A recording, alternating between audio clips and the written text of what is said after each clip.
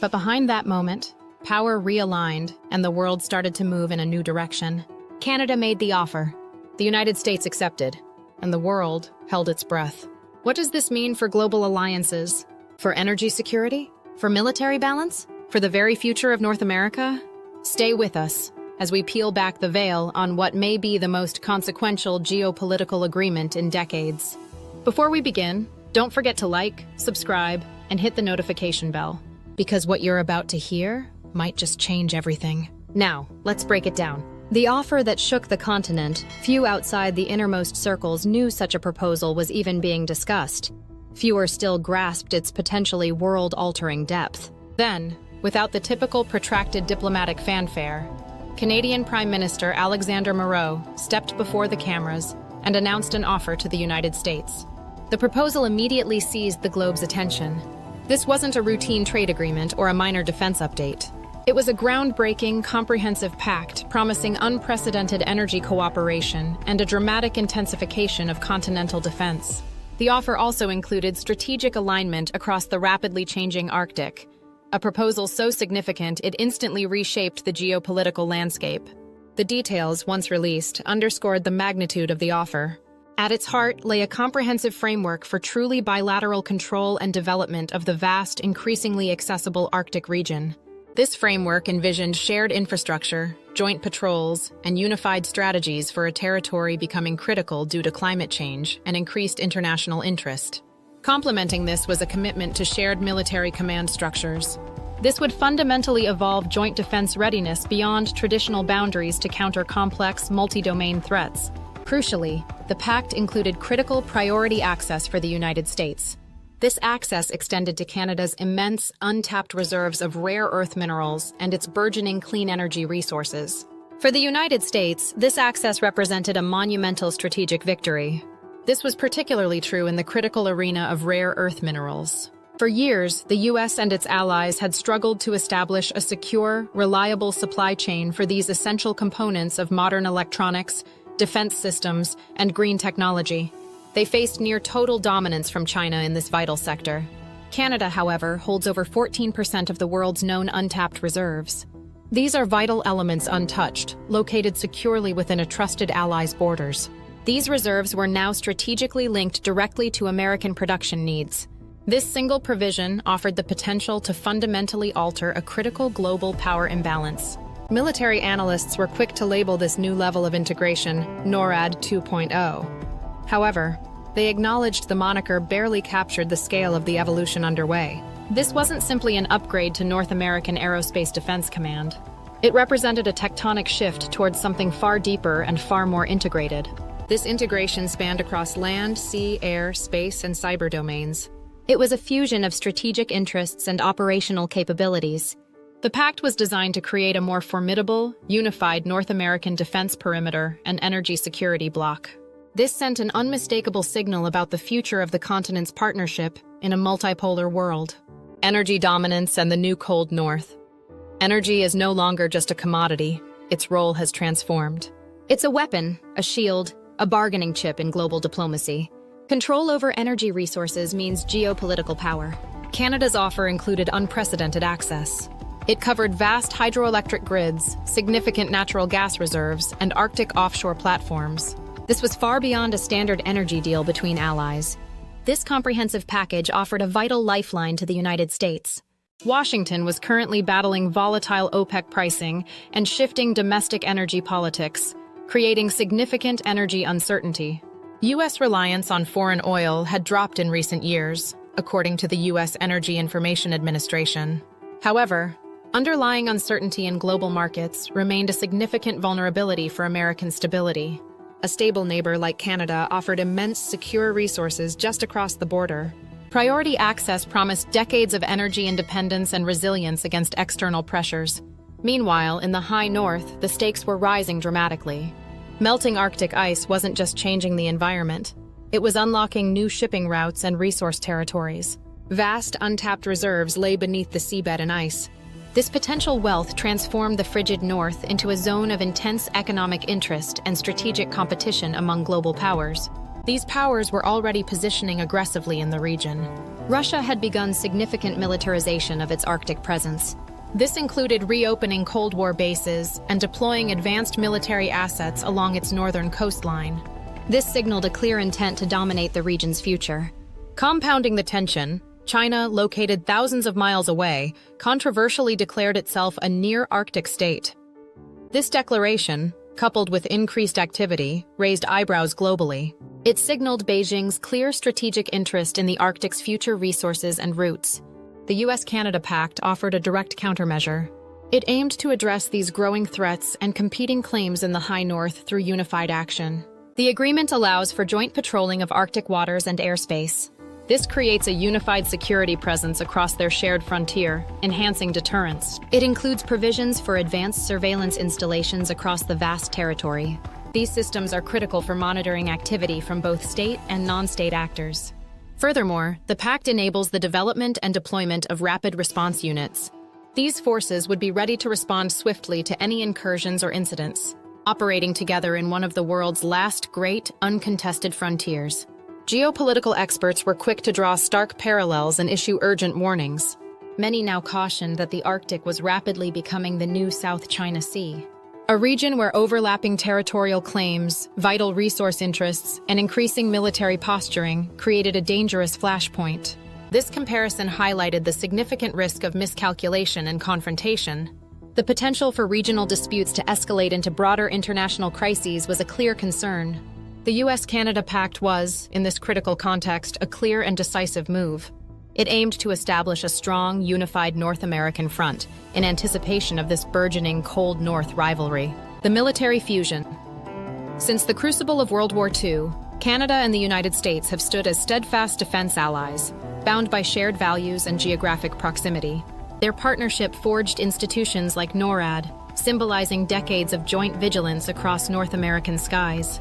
However, this new agreement represents far more than a simple upgrade or expansion of existing cooperation. It marks an unprecedented leap in military integration, a true fusion of capabilities and command structures. This fusion encompasses integrated intelligence networks, allowing for seamless, real-time sharing of threat data across the continent. It includes unified cyber defense units, pooling expertise to counter digital threats targeting critical infrastructure in both nations. Crucially, it establishes fully integrated command protocols, ensuring a level of operational synchronization previously unimaginable. This moves beyond mere coordination to genuine interoperability at the highest levels. A cornerstone of this pact is the restructuring of top-level command responsibilities. U.S. Northern Command, responsible for Homeland Defense, and Canadian Joint Operations Command, overseeing domestic and expeditionary missions, will now operate under a single unified strategic mission mandate. This joint mission will be coordinated and directed from a newly established entity. This is the North American Defense Council, which will serve as the supreme military body for continental defense under the new agreement. The choice of Winnipeg, Manitoba, as the headquarters for the North American Defense Council is deeply strategic. Located near the geographic center of the continent, it offers significant resilience against potential coastal threats.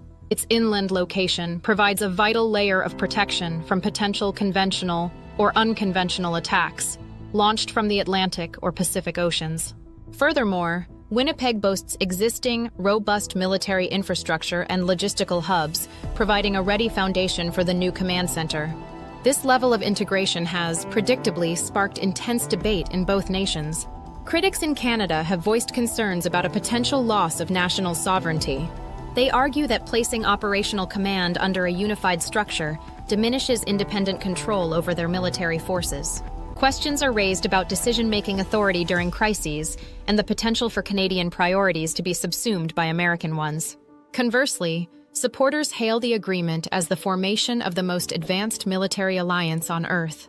They argue that pooled resources and unified command are essential to meeting the complex, multi-domain threats of the 21st century.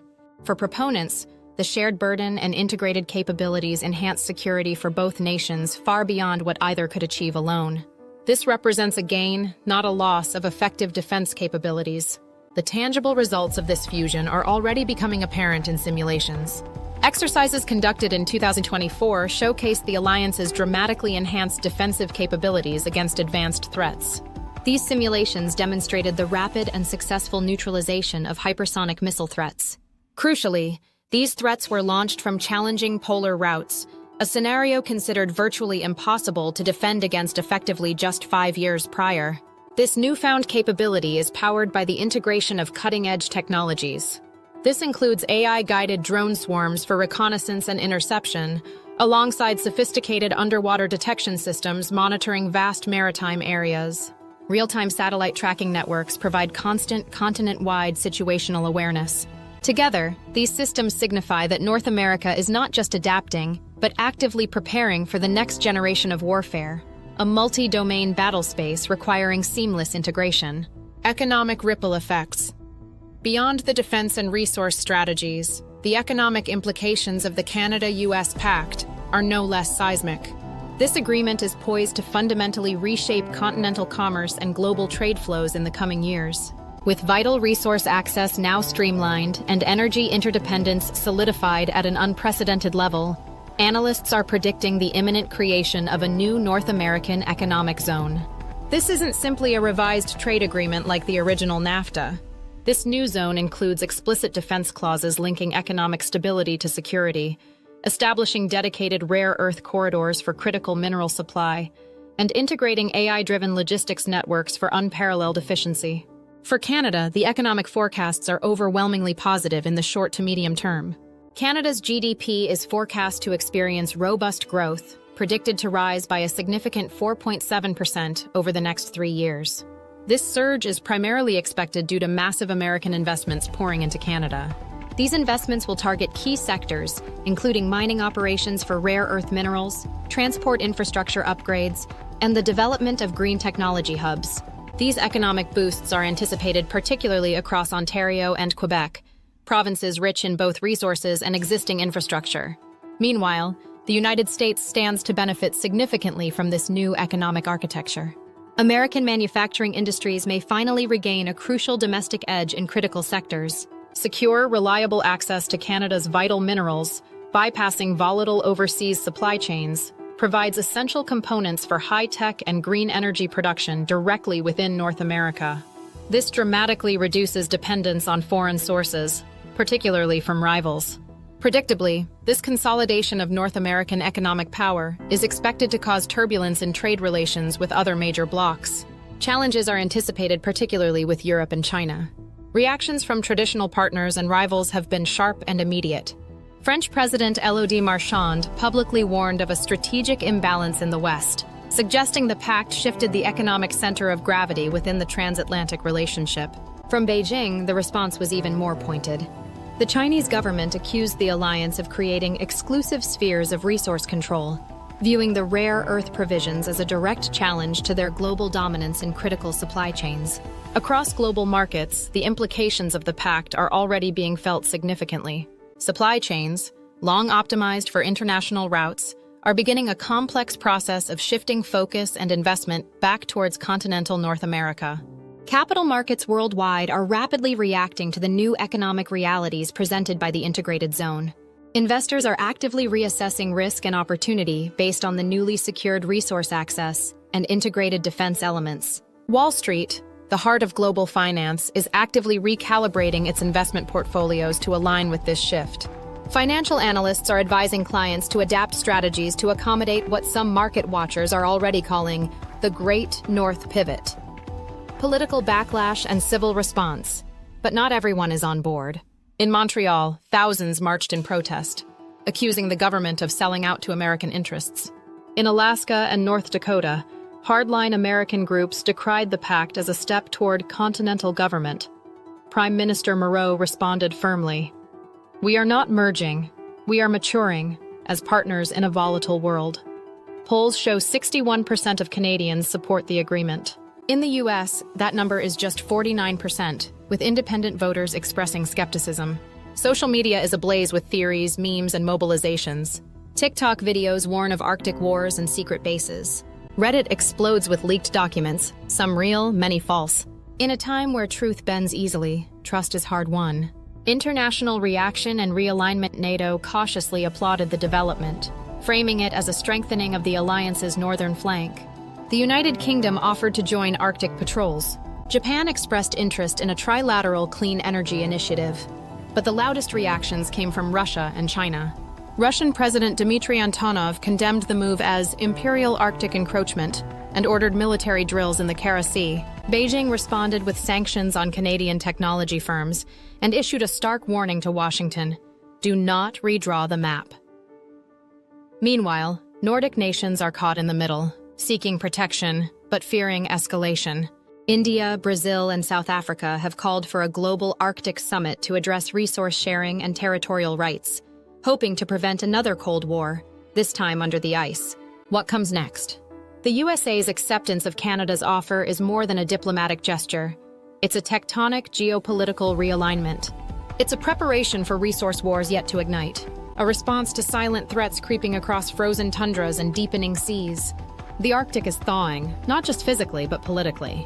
With expanded military cooperation, energy integration, and economic fusion, the US and Canada are forging something not seen since the Marshall Plan. A new alliance of necessity, forged by geography, sharpened by urgency. What comes next could define the 21st century. Global powers are watching, allies are choosing sides, and the world once again looks north. Thanks for watching. If this report resonated with you, don't forget to like, share, and comment with your thoughts. Your voice matters. And for more world-shaping news, geopolitical insights, and analytics, subscribe and stay informed.